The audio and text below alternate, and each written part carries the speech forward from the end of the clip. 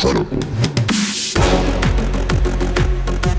Composing Gloves here, and today we're going to be starting the Learn Renoise Beginner Series. This series is geared towards those who are brand new to trackers. And if you're brand new to music production in general, I'm going to start from the very beginning and work my way up. There are series that I do recommend you check out first, like the Sound and Synth Basics.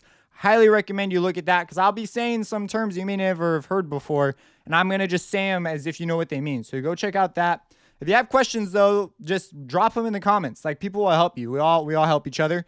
And so if you're brand new to trackers, like let's say you know FL really well, this series is going to gear you for thinking like this. This took me a while to figure out. This program, part of the appeal to me was how different it was in its method of composition. And I knew I was going to have to wrap my head around the processes that it uses. So we're going to be looking at that, but also this is your first go at music. This is a really great program. I'm also I was shocked when I found out it was only like $80. I was like, what the heck? This is a full-fledged DAW. You have full-on spectrograms. You have the ability to do as many tracks as you want. You can use sends. You can do the side chaining, all the stuff you would expect a standard mixer to produce. They've even, in some ways, this is like even more powerful because of how it deals with calling samples, and it can run plugins. It can interface. It can use rewire. It can do everything that you would expect a full-fledged DAW to do. The only thing that it doesn't do there are ways around is audio tracks, but you don't typically come to this program for that reason. So let's jump back to what is Renoise. Like, what is this program? So we know it's a DAW, meaning a digital audio workstation, but what is it? Well, it's specifically a tracker. Trackers are programs that create music using the method of commands being read over time in a textual format.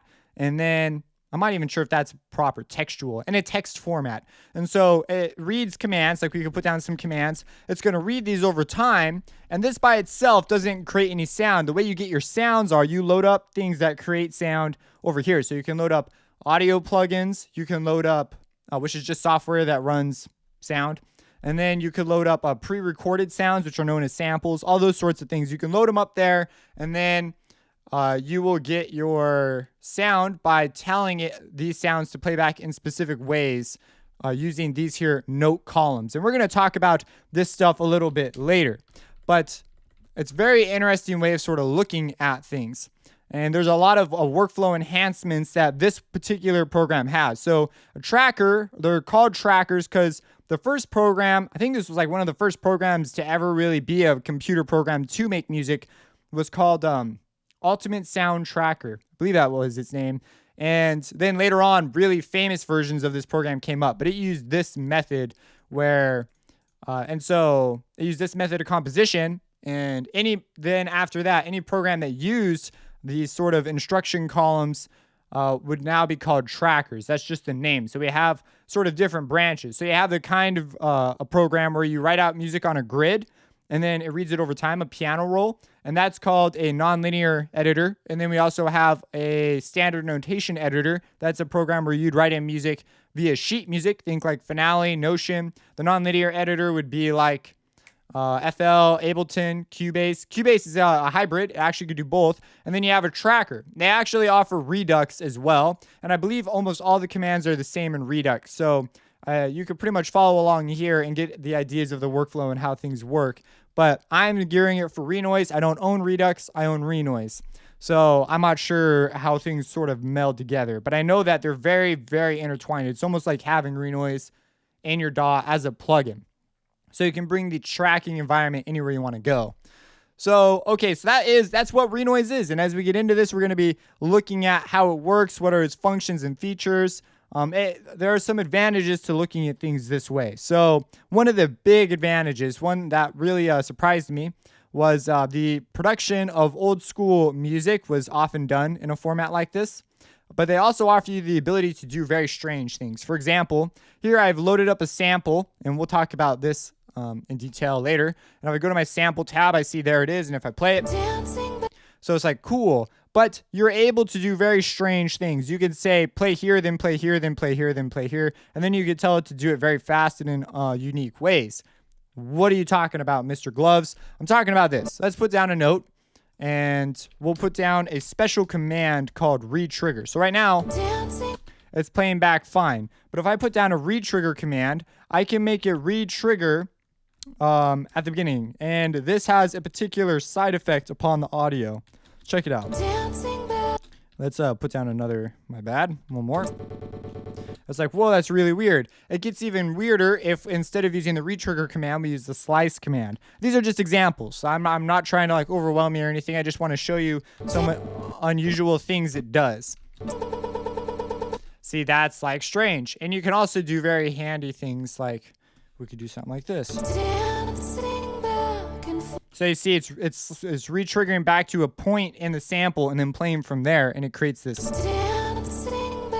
And then it just keeps going, and you can do things easily, reverse samples. I mean, it's completely insane what you can do. Like, it's like a synthesizer built into itself. This program highly encourages the use of samples. They've even got ways so that you can load up a plugin, and then it will sample your plugin for you so you can take a preset and turn it into audio so you can work with audio, because it's literally that much more flexible when it's audio. It's pretty amazing. So I really enjoy this. As you can see, it can get quite complicated, though. It can look like utter gibberish if you don't know the processes that are going behind, because I was like, got the program, I'm like, okay, I'll load up some demo projects and I'm gonna nail this thing. And then I saw crap like this everywhere, and I'm like, what the heck is 0D131A? And then I learned that, oh, it's using hexadecimal, so some of the numbers are letters. And so there's just like blocks I had never thought I was ever gonna run into that I was like, what the heck is this? And so another advantage to using a tracker is the production of old school music, in that I liked it. One of the main attractions for me, besides this weird sample manipulation stuff, was this was how old video game music was written. And I wanted to write some chip tunes. I wanted to write them the same way they used to actually be written. And so I went at it with this, and that's sort of how I got my song workflow. I noticed a lot of things, songwriting got a lot better when I use this sort of a program, because it forces you to think in a completely different way. So now when I move back and forth between FL and Renoise, it's like, it's not a burden, but I notice that my vision when I'm in FL now is much more clear a lot of the time.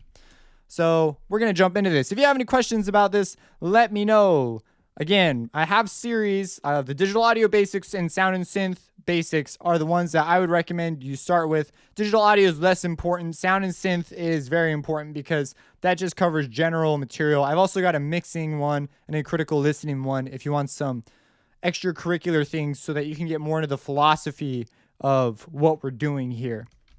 And an approach to beat writing. That one's new. I just finished that one not too long ago.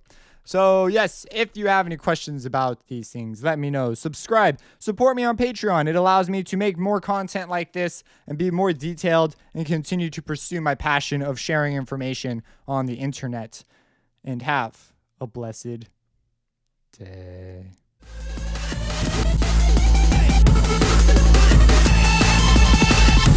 Even while supporting record military funding, what each of us does, how each of us acts,